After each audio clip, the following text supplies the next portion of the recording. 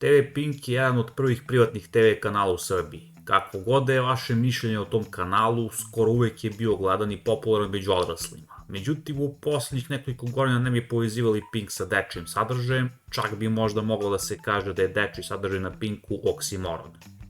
Ali šta ako bih vam rekao da to ranije uopšte nije bio slučaj? Šta ako vam pokažem sadržaj zbog koga su i deca volela da svojevremeno gledaju Pink?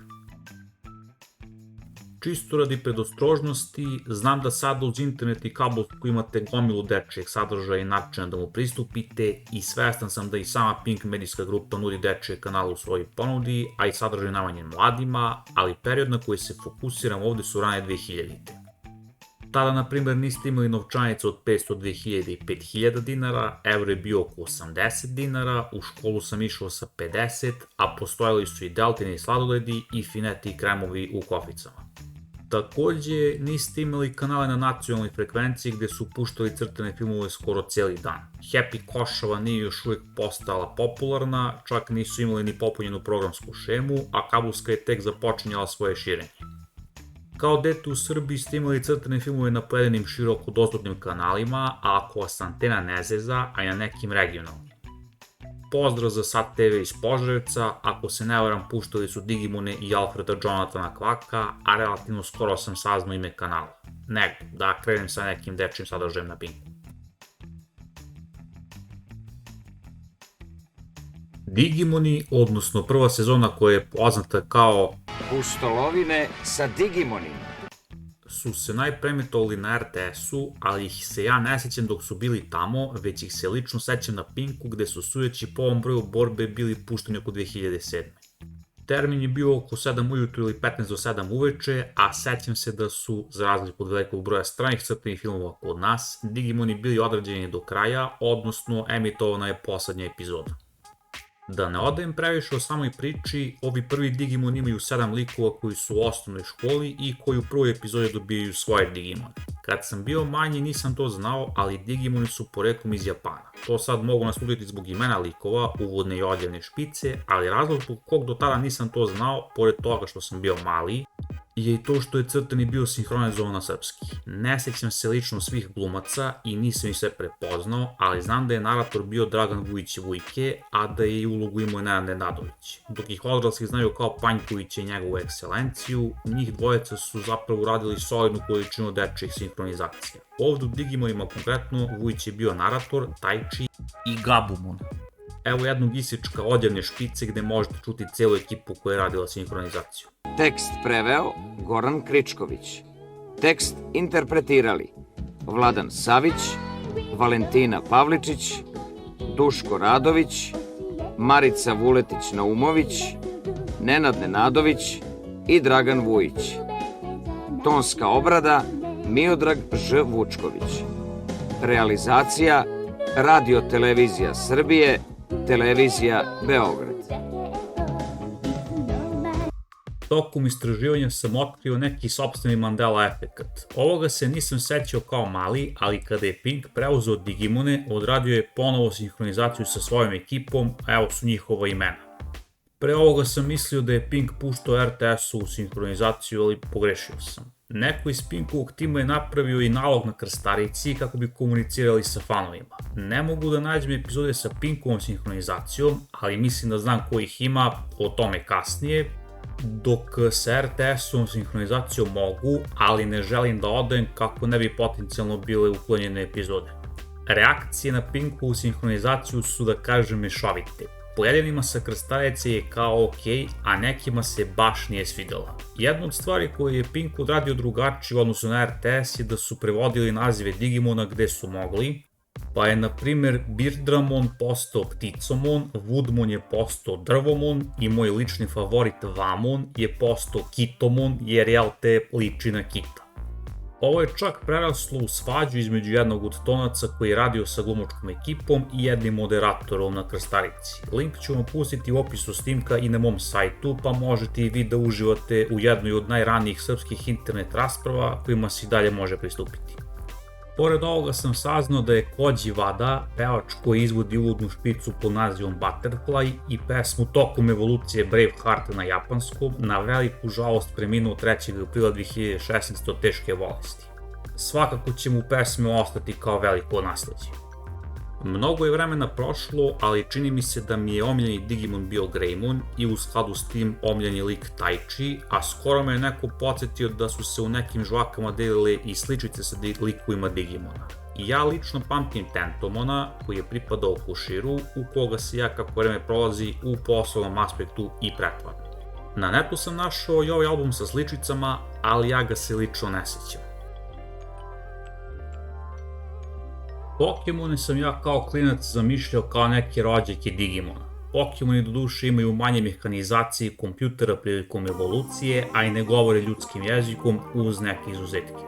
Njih je emitovala i TV Ultra kasnije, a na Pinku su bili emitovani prvi put oko 2004. Emitovani su u terminu od 19 uveče ili 19:20, a imali ste jutarnji termin od 6:30. Jeste rano, ali verujem da je to bilo zamišljeno da bi deca mogla da gledaju pred odlazak u školu. U 2005. su ipak to premestili na termin od 8:25. Srpsko izdanje uvodne špice Pokemona je jako čuveno, možete čuti kao zvono za poziv naduvanoga lika iz Dnevnjaka, koji ovdje doduše glumi studenta u danu pred ispit i on otprilike ovako zvuči. Želim da budem najveći, kao niko do sad, da skupim sve da mi se posreći, njihov trener bit ću tad. Pesmu inače peva Nenad Jovanović, ali ne znam koji Nenad Jovanović. Jedan od blizanaca, grupe koja je najpoznatija po pesmi Laki, se zove Nenad Jovanović, međutim zbog toga što je ta kombinacija imena i prezimena česta, ne mogu sa 100% sigurnošću da potvrdim da je on ovo ispevao. Ako neko zna i istovremeno hoće da to napiše, može da to uradi u komentarju. Takođe, ovo je prerada pesme na engleskom jeziku koju peva ovaj lik, koji je bio i prateći vokal Michaelu Jacksonu, a obe pesme su drugačije od japanskog originala. Pustit ću vam link ka svim pesmama u opisu i na mom sajtu. Pokemone nisu puštali do kraja, mada kad pogledate koliko oni u stvari imaju epizoda, ovaj podatak ne treba da čudi. Ne znam koliko je epizoda emitovano na Pinku, ali mislim da sam tamo gledao kada je još imao Laparsa i Heracrossa, sad koja je to epizoda pojma nema.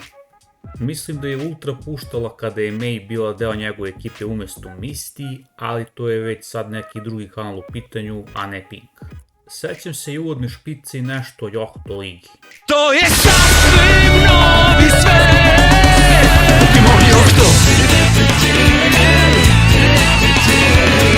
Svako od nas želi bolji biti, svako od nas želi najviše, svako od nas želi hrabro stati, nove borbe nikad previše.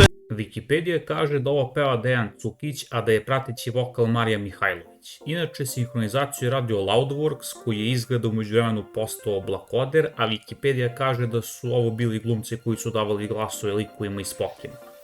Ovdje imate jednu zanimljivu grešku. U stvari se ne kaže Johto, već bi trebalo Johto ili čak Johto sa izduženim prvim O. Bez obzira na to, za mene će uvijek ostati Johto, kao što je ovo Haaland, ili kao što je šifra za uklanjanje policije u Vice City-u Leave me alone, a ne Leave me alone. Postojala su i neka dva albuma sa sličicama u to vreme, jedan u A4 formatu i jedan u formatu u kome su svojevremeno bile notne sveske kada sam ja išao u osnovnu školu.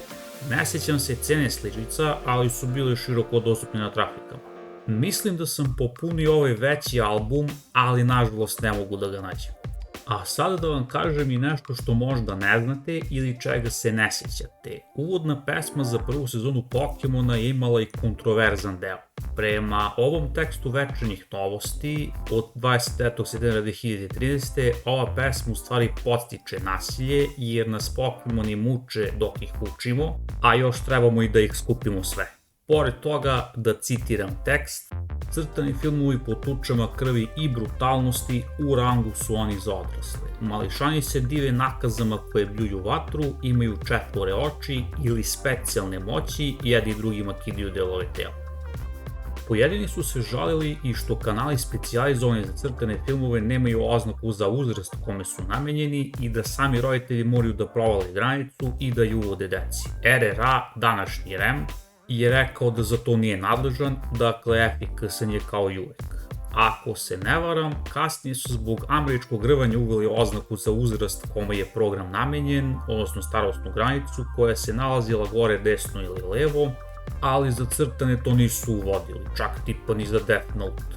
Koliko je ta mera efikasna pokazuje to što prema RTS-u svaki film i program ima oznaku od 12 i ima on u sebi neograničenu golotinju, atentate, puštanje na struju, horor ili nešto drugo. Možete baciti pogled na ovo kad nekad gledate filmove ili serije na RTS-u. Ja lično ne smatram da su Pokemoni bili kontroverzni u meri u kojoj se navodi u tekstu. Mislim, B92 je puštao Rena i Stimpija koji, ako ćemo nešto da ograničavamo, to daleko više zaslužuju u odnosu na Pokemon i Digimone, a bili su dostupni, mislim, vikendom od 11 ujutru, čak možda i ranije. Kapiram perspektivu iz koje je ovaj tekst napisan, ali vi sad kad ovo izdvojite ispada da gledate te prenos ratišta. Do duše, možda ovako razmišljam pod uticajem Pokemona i Digimona, pa sad širim propagandu. I još jedna zanimljivost je ta da je jedna strofa pesme Clubbing Party BK bila inspirisana Pokemonima. Koji je ovo Pokemon, to je levi Pokemon. Tokom istraživanja ove teme sam primetio da se u video snimcima na našem YouTube-u nekako uvek ističe izvesni Božo 91 ili 91. On ima i neke stare reklame, epizodi i tome slično. Na Krstaviti sam našao i ovu objavu gde on ima poprilično veliku arhivu starih crtanih filmova i emisija, uključujući i Pinkovu sinhronizaciju Digimona. Što vam ovo kažem? Pa dok sam radio na ovom snimku, u preporukama je izašao ovaj snimak o Pokemonima i Digimonima izvesnog youtubera Božidara Draškića. Klip mi se lično svideo, a video sam i da ima nešto o Simpsonovima i Ninja kornjačama i primetio sam da konkretno u Simpsonovima ima materijala kojeg ja nisam uspeo da nađem poput sinhronizacije na BK. Bilo mi je zanimljivo što je našao ove stvari i dok sam gledao naslovnu stranu njegovog kanala primetio sam sledeći. Božo 91. Ako je ovo stvarno Božo 91, a ima indikacija da jeste, ja mu skidam kapu na sakupljenoj arhivi snimcima i pozivam sve vas koji ste gledali moj snimak da zapratite njega i odgledate njegov snimak o Digimonima i Pokemonima, a i ostale koje je izbacio. I ja planiram da u drugom i trećem delu ovog serijala o Pinkovom dečijem programu odradim Simpsonove i Ninja kornjače. Do nekih istih podataka smo došli nezavisno jedan od drugog, a imamo i delove gde se razlikujemo. Vidjet ćete kad nekog dana završim te snimke. Toliko za sad od mene.